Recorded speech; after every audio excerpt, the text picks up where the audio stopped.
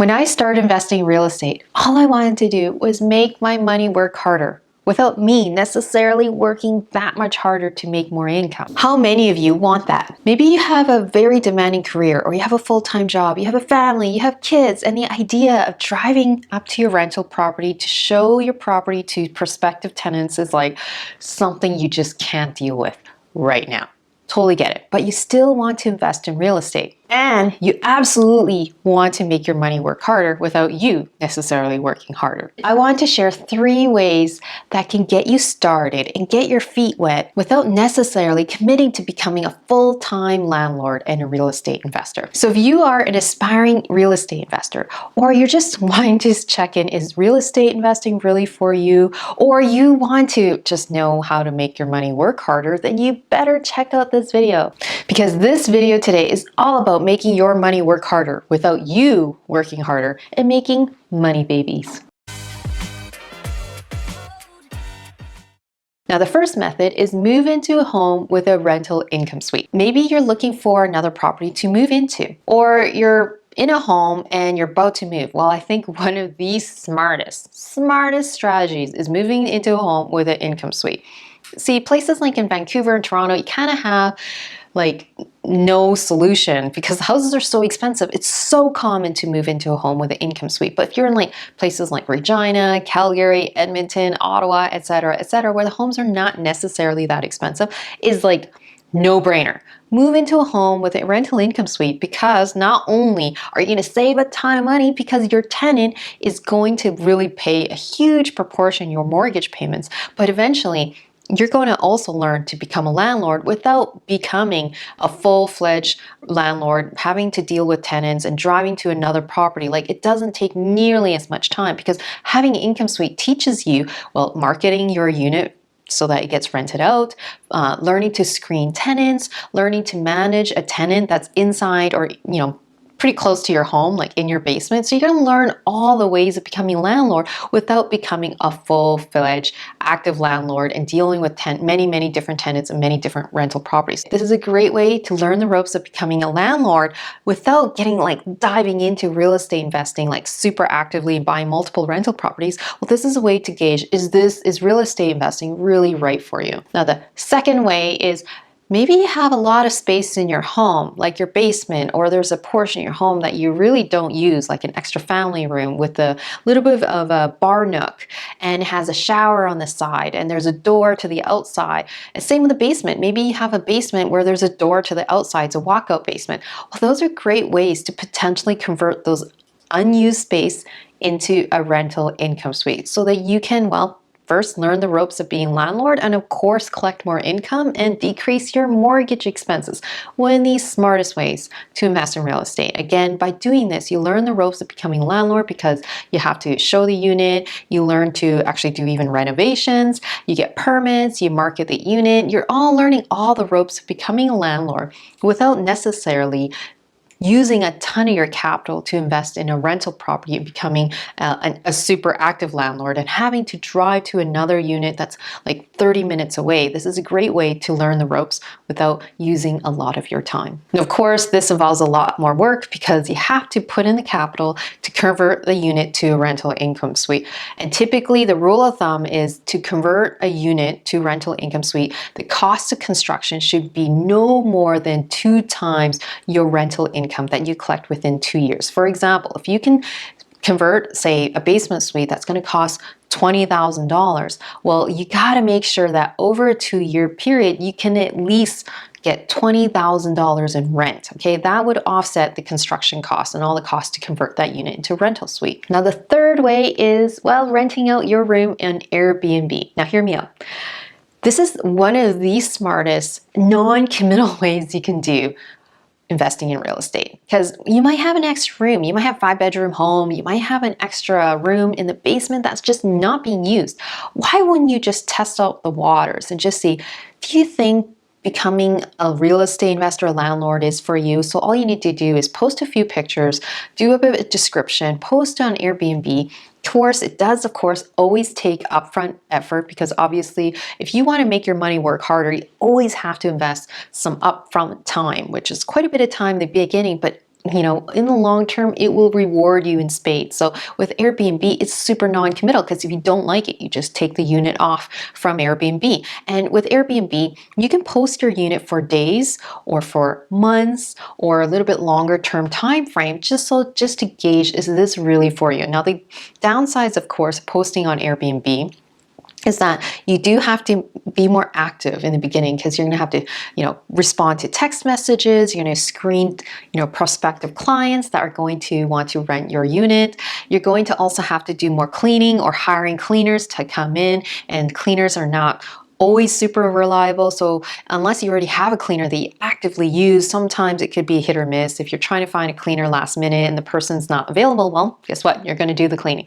But I'm trying to get at, hey, if you don't think that after doing this for a while, Airbnb is like really not for you, well, it's kind of like not a big time investment. You're going to make moolah no matter what.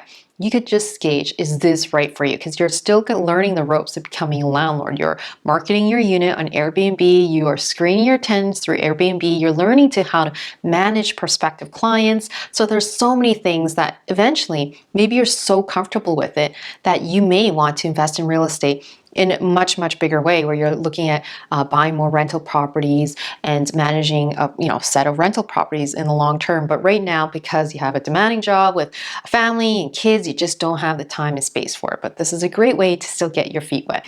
Now, the bonus, I'm going to give you a bonus. Now, the fourth way is, of course, you can invest in real estate investment trusts. Okay, this is super passive, the most passive way to invest in real estate without getting your hands dirty.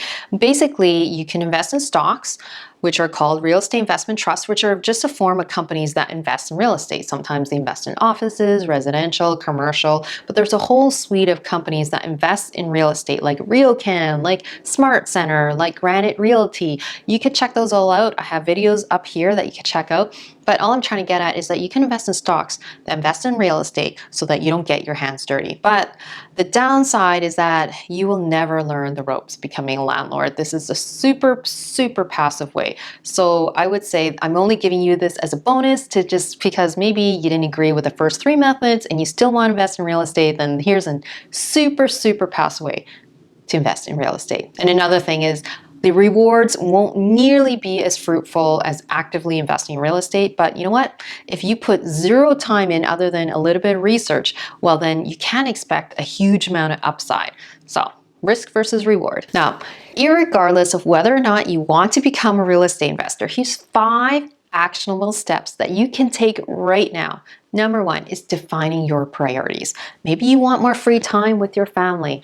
Maybe you want more vacation time and travel more. Maybe you want to become super healthy, become super active. Well, guess what? All that requires more time. But the point is to really define your priorities. Write it in a list, in a big post-it note, and just put it on the wall. So you can stare at it every single day, and it reminds you of your priorities, because you will become subconsciously, I suspect, more intentional with your time. But the point is to be super aware of it. And it's okay if it changes, because guess what? Our priorities change all the time. But the first thing is to become super hyper aware of what your priorities are. Number 2 is create a vision board. Now, I know this sounds a little fluffy and whatever. You know what? I don't really care. You could do a vision board where you go old school, cut up clippings. Actually, you could just save images from the internet and put it on a vision board, print it out so you see what you want in life. Or maybe you could just draw it out, because I like to draw out my life. I always use cartoon and stickman, and that's the way I like to create my vision board. But the point is of this vision board is so that inspires you. Maybe you really want to go to Iceland, so put a picture of Iceland in your vision board. Maybe you see yourself spending multiple summers with your kids not working. Well, put that on the wall, because that's going to really compel you. And why would you do that? Because your vision board is your destination. Number 3, invest in yourself. So while you're on the fence on real estate investing, you can read books and learn about real estate investing and figure out the realities of real estate investing. A book that I really highly recommend that talks about the truth of real estate investing is a book by Julie Broad called More Than Cash Flow. I really like the book because she's very authentic and transparent. Well, I would say my videos are also I talk about the realities of real estate investing from the perspective of someone who works full time. So you could check out my playlist up here too. I did this while I was carrying twins, raising raising a family, having a career, traveling across Canada, going up north all the time, and becoming a real estate investor. So check out those videos up here. I would say that another thing you could do is join communities. Like there might be some meetups in your city that talks about real estate investing. At least you get to join this network. You can ask questions. You be part of a community of like-minded people. Number 4, develop a plan. You probably heard this over and over again, but please just write out a plan, okay? Because you've already taken the steps to create a vision board, to create your priorities. Why don't you just put a to-do list? It could be simple to-do list where you break it up, break up your next 2 years into quarters, and then just write steps of how do you get closer to your destination and to your priorities. And that's it.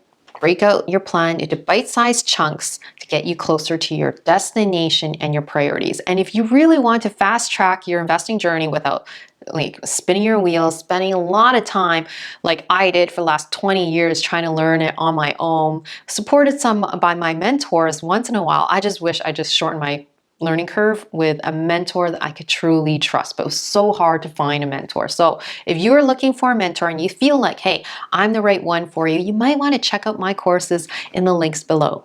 I'm opening up my cohort for stock investing over the next couple of months, so be on the waiting list, and the same with my real estate investing course. So check it out. And the 5th step is please take action. I hope that I was able to compel you with really practical steps of how to get you closer to your destination and to your priorities, which is looking at real estate investing, but from the perspective of someone who's super busy, who has not a lot of time, and there's ways to do that with the home that you're living in. With a plan in your hand, take action.